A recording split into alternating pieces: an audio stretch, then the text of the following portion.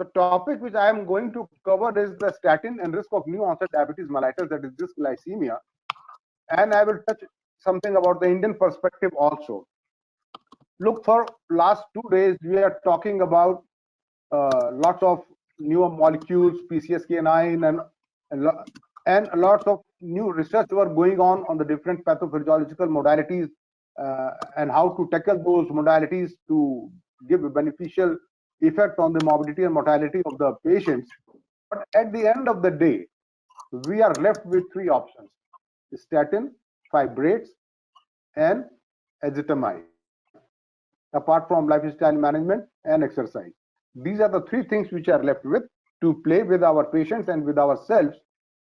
But the main thing is, whatever we are discussing here, and we will be discussing here for next 1 day more, if we are not able to translate that discussion on our prescription, we are not able to make our patients adhere to those prescriptions, every exercise is futile.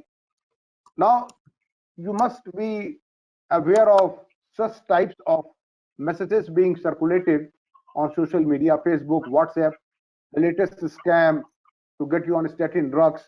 The statin companies, they are bribing or they are manipulating the recommending authorities, the FDA and the different associations, to make the guidelines more strict to reduce the levels of the cholesterol, so that more and more of the patients are on statins, and there is a nexus between the industry and the doctors to loot the patients.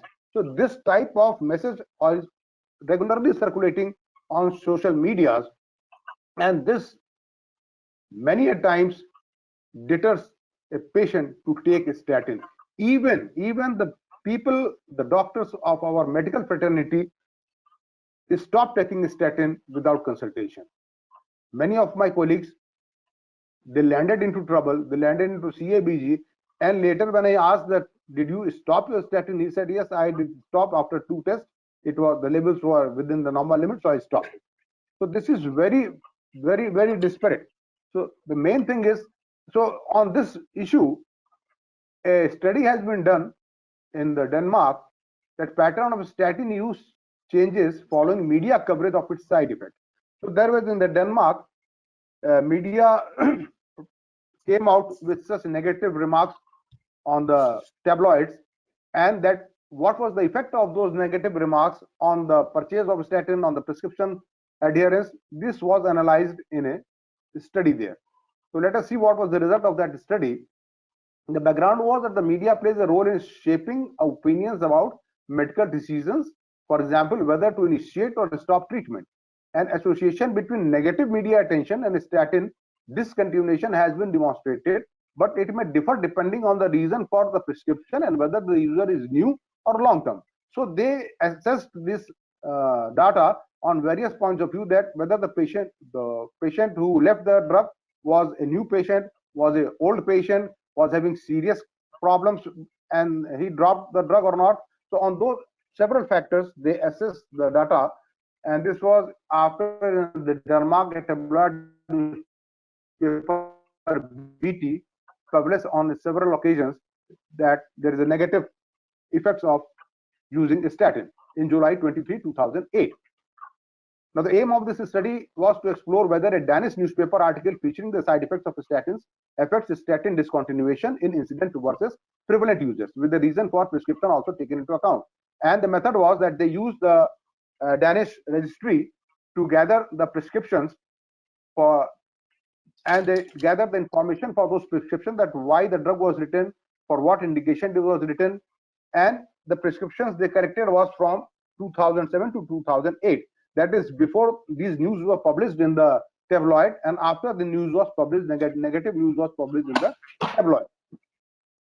Now the result was that rate of discontinuation in percentage points between 2007 and 2008. Overall, the rate of discontinuation in percentage point was 5.52. The myocardial infarction patients, the rate was the least. Dropout rate was the least, 1.49. Patients who had potential ASCVD risk, that is a high CVD risk patients, but not having MI or some other problem, it was 7.05. And patients who were having primary hypertension and prescribed statins, their dropout rate was 6.10.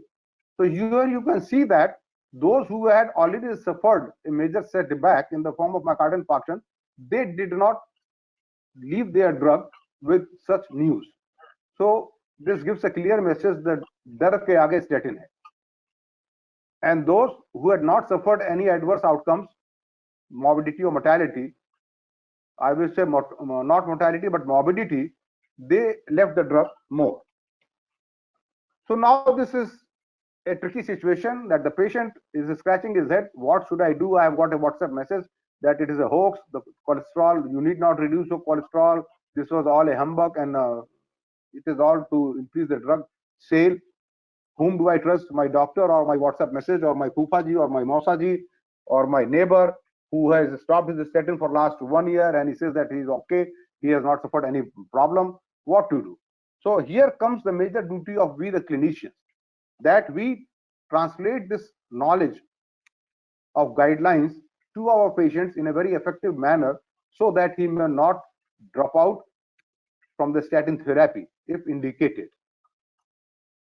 One other important thing which also comes into place, and specifically amongst the medical fraternity, one of my very senior pathologists at Gorakhpur, he stopped his statin. And when I asked him on a follow-up that why did you stop his statin, he said that I have come across an article which says that statin induces diabetes. So I am dyslipidemic, I am hypertensive, but I will also get diabetes, so I have stopped it. So this is also a very important limiting factor amongst those who are reading literatures, who are in the medical field, that they stop statin. So let us see and explore what is the risk of developing new onset diabetes mellitus. And this is a meta-analysis of placebo-controlled statin trials. And you will see that the Scott LLA trial with the atorvastatin, the odd ratio is 1.14. That is 14%. Simvastatin 1.15, 4S 1.03. Rosuvastatin, it was the highest, 1.26. And it was basically after the publication of this Jupiter trial, this NODM was more talked about, that statin causes new onset diabetes. And if you see for the pravastatin and lovastatin, it is below 1, 0.79 and 0.98. So, and there is also a correlation between the incident diabetes and CVD with high intensity statin therapy. Means if you increase the dose of statin, the chances of getting new onset diabetes mellitus is more. So in atorvastatin 80 milligram, the incident diabetes was 1.15. In simvastatin 80 milligram, it was 1.12. But if you see for the incident CVD, it was 0.78 and 0.84.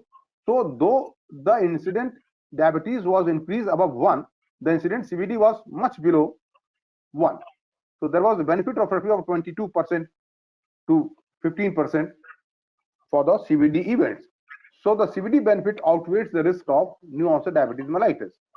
Now again come to the previous slide, and here you will see that for one extra case of NODM among 1,000 people, statins prevent 5 to 7 first CV event.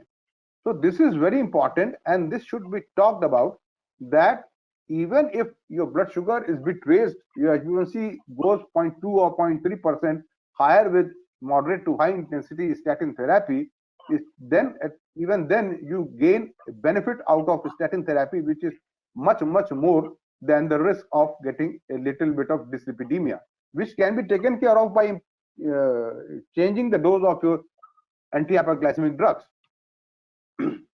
Regarding the Indian context, I searched the literature, but I could not found any head-to-head trial or any study regarding the new onset diabetes mellitus in diabetes patients using the statin. But there are several review articles on statin, and in the Indian perspective, one article I am sharing with you all, and this says that we the Indians and the South Asians, we are a different people. We have got different genetic background, and we all know this. I need not reiterate again and again that we are more prone to myocardial infarction, 5-fold more prone to the Caucasians. We get the coronary artery disease at least 10 years before our Caucasian counterpart. We have been talking about high atherogenic small dense LDL. The Asian population is more prone for atherogenic small dense LDL. We have got more metabolic syndrome and atherogenic dyslipidemia and elevated prothrombotic and pro-inflammatory markers. So we need more use of statin as compared to our Caucasian counterpart, and a more earlier use, at least 10 years earlier than our Caucasian parts. One thing which has been talked about by Dr. Ashish also, that in Indian patients, the pharmacokinetics is somewhat different, and the Indian patients, they achieve a higher level of circulating statin compared to Caucasian population when administered the equivalent doses. So a study conducted in Singapore has revealed that Asian Indians achieve 1.68 times the plasma level of rosuvastatin when compared to Caucasian population. So that is why he also said that in the nephrology patients also, we need a little bit lower dose of statin as compared to the Caucasian counterpart. And this we should take into consideration while treating our Indian patients, that the severe or the moderate intensity of statin, which is for the Caucasian, will be a little bit lower for our Asian population. So how could statins impair glucose and insulin metabolism? Why they cause new onset diabetes mellitus? There are two ways by which they can cause this dysglycemia. Number one is by increasing the insulin resistance, and number two is by decreasing the insulin secretion from the beta cell function, from the beta cell. So what are the mechanisms which cause increased insulin resistance? Number one, decreased adipocyte maturation. And when the adipocytes are not mature, they will have less lipid storing capacity. So there will be spillover of lipids from the adipocytes. Number two is the HMG-CR decrease in adipose, leading to decreased isoprenoids, decrease in GLUT4, and decreased glucose uptake by the adipose tissue. Then decrease in adipose SLC2A4 and C/E BP alpha, which will cause decreased glucose uptake by the adipocytes, and decreased muscle AKT FOXO signaling. And this decreased AKT FOXO signaling in muscle will lead to decreased glucose uptake by the muscles, causing insulin resistance at the muscular level. So this will cause increase in the blood sugar. On the other hand, what happens to the beta cell? We all know that the beta cells, they release the insulin once the glucose enters into the beta cell through GLUT2 transporting pathway. So in the beta cells, the GLUT2 transporting pathway is down-regulated, leading to decreased glucose uptake by the beta cells. And when the glucose uptake by the beta cell is low, then the release of the insulin is also decreased from the beta cells. There is decrease in HMG-CR in beta cells, leading to increased LDL uptake by the beta cells, leading to paradoxical increased cholesterol in the beta cells and leading the lipotoxicity to the beta cell and causing beta cell damage. Third is the decreased HMG-CR in beta cells causes decreased ubiquinone, decreased mitochondrial function, and decrease in the ATP and decrease in insulin secretion.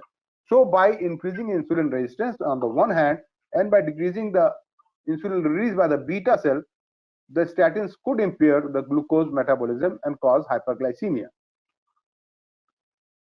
But do all the people or the persons or all the patients are the same risk for developing new onset diabetes mellitus?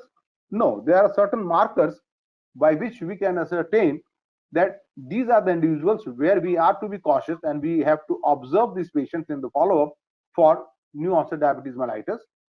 The markers are: number one, modest increase in risk of NODM with predisposing factors like BMI more than 30, fasting more than 100, metabolic syndrome, HbA1c more than 6, and high intensity statin therapy.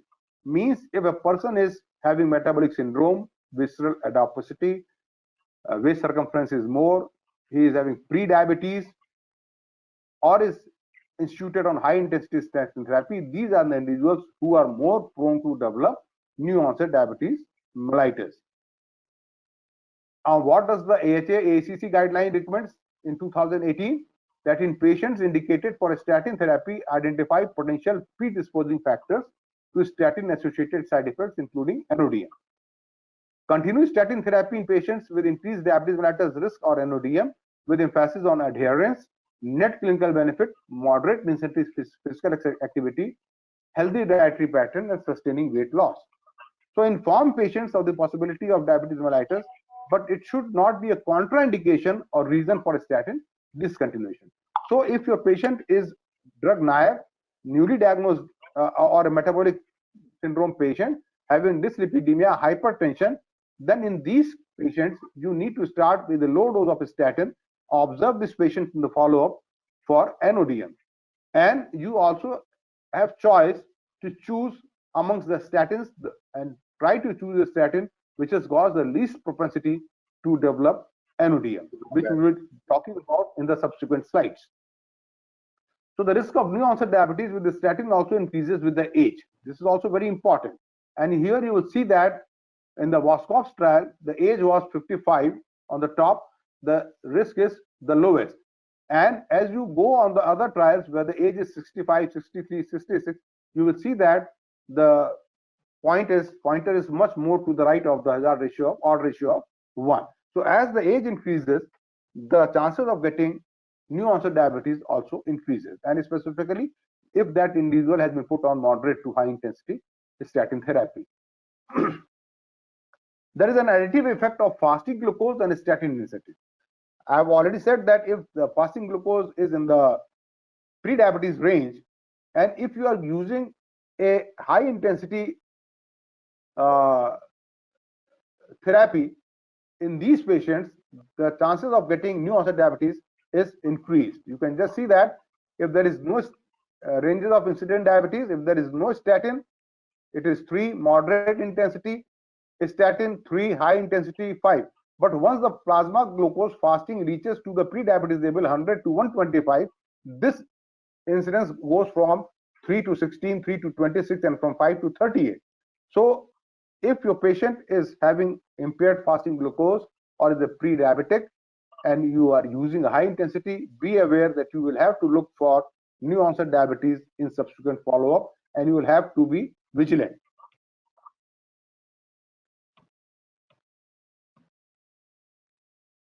Slide is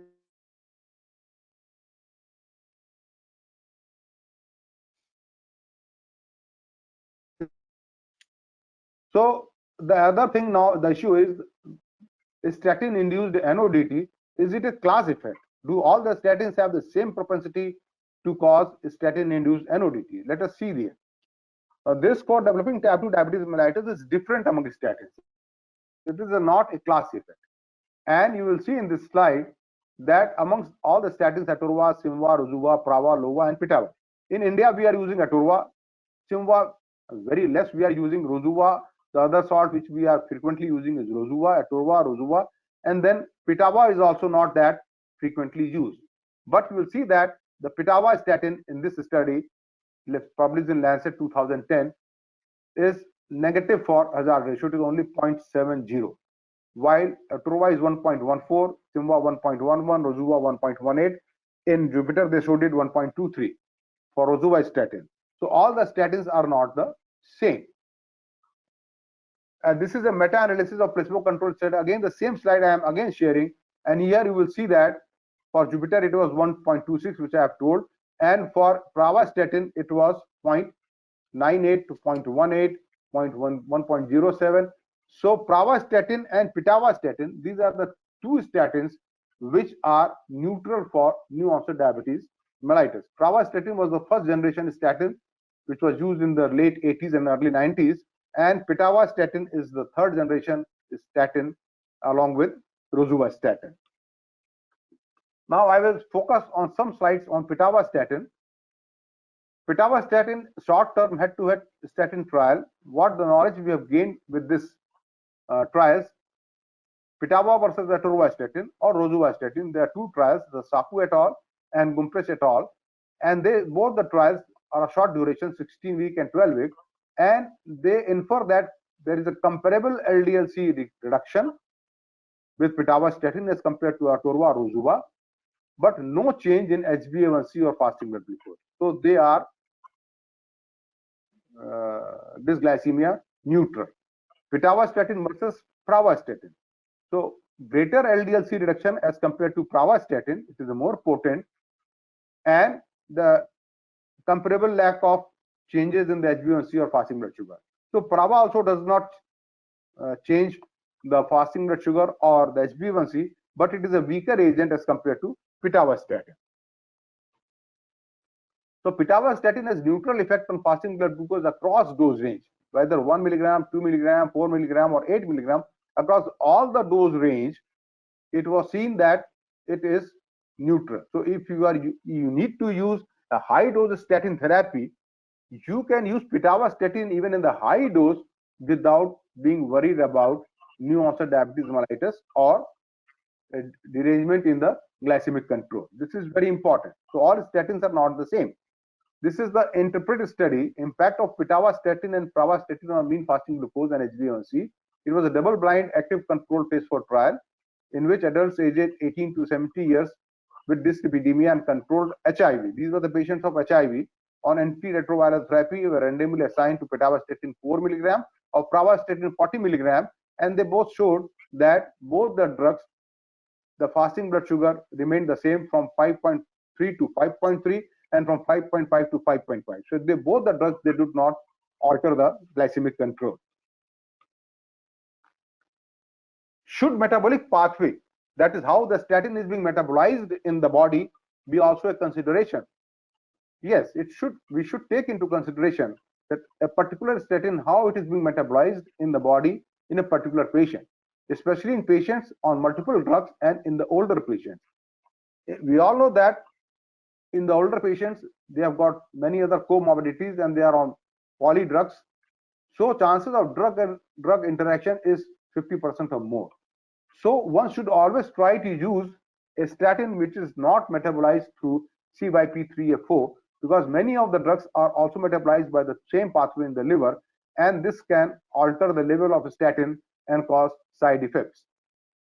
So, and the older patients have got increased CVD risk, they have got decreased physiological process, including renal and liver function. So when you are planning to use high dose statin therapy, be careful in the older patients because of their metabolic compromised status. So older patients on multiple drugs should be regularly re-evaluated for the risk of drug-drug interaction. So I have already said that it is the main metabolic pathway CYP3A4 for atorvastatin, for fluvastatin, for lovastatin. It is only for the prava and rosuva and pitavastatin. Rosuvastatin is excreted mainly through the bile through glucuronidation. Pravastatin is through sulfonation, and it is not interfering with the drugs. And pitava also is biliary excretion and through glucuronidation. So these drugs, they do not cause drug-drug interaction. The pitava and the rosuva. Rosuva is a hydrophilic statin, while atorva is a lipophilic statin. So this should be taken into consideration, and you will see that some common drugs which are being used in comorbid conditions like erythromycin, clarithromycin, they affect the CYP pathway, and the atorvastatin levels are raised 1.5 to 5-fold higher. So one has to be cautious when using atorvastatin along with erythromycin and clarithromycin. Effect of verapamil and diltiazem is questionable. You will just see here that pitava and prava, they are neutral for either erythromycin, clarithromycin, verapamil, or diltiazem. Simvastatin, again, the levels are increased. Rosuvastatin is also neutral. So this also should be taken into consideration while prescribing a statin. Now I'm going to share a experimental study on human beings on the effect of pitavastatin on insulin sensitivity and hepatic fat. So this study was a randomized double-blind physiology study to assess the effect of pitavastatin on insulin sensitivity, liver fat in high-risk population. So they enrolled 50 overweight insulin-resistant men who were not taking statin for last 1 year, and they put them on pitavastatin 4 milligram daily and placebo. The inclusion criteria was men aged 40 to 65, BMI 27, waist circumference 102, fasting 100 to 126, 2-hour OGTT 140 to 200, 10-year ASCVD risk more than 5, and LDL cholesterol more than 100. So these are all the criteria which we have already seen, which makes a person predisposed or prone to develop NODT put on statin. So they took the same criteria and they used pitavastatin for 6 months, and they did repeated hyperinsulinemic euglycemic clamp study, and they did MRI to assess the liver fat. So out of the three things to assess insulin sensitivity, that is glucose tolerance test, fasting blood sugar, HbA1c, and euglycemic hyperinsulinemic clamp, they use the euglycemic hyperinsulinemic clamp, which is a gold standard for the research purpose, to be more sure about the outcome. So in this experimental study, the euglycemic hyperinsulinemic clamp was used. For hepatic fat, they used magnetic resonance imaging. Patient selection I've already talked about. What was the overall result of clamp study? So in the clamp study, they used low dose insulin clamp study and high dose insulin clamp study. Low dose insulin clamp study is done to assess the insulin sensitivity of the liver, and a high dose is used to assess the insulin sensitivity of the muscles. So they did both the sensitivity, the low dose and the high dose, to assess the hepatic insulin sensitivity and the high dose for the muscular insulin sensitivity. And treatment with pitavastatin did not impact the insulin sensitivity either at a low dose or at a high dose. This was the first inference of this experimental study of 6 months. Result of fat, liver fat. Treatment with pitavastatin did not reduce liver fat as measured on MRI spectroscopy, including a subset of patients with more than 5% hepatic fat fraction at baseline.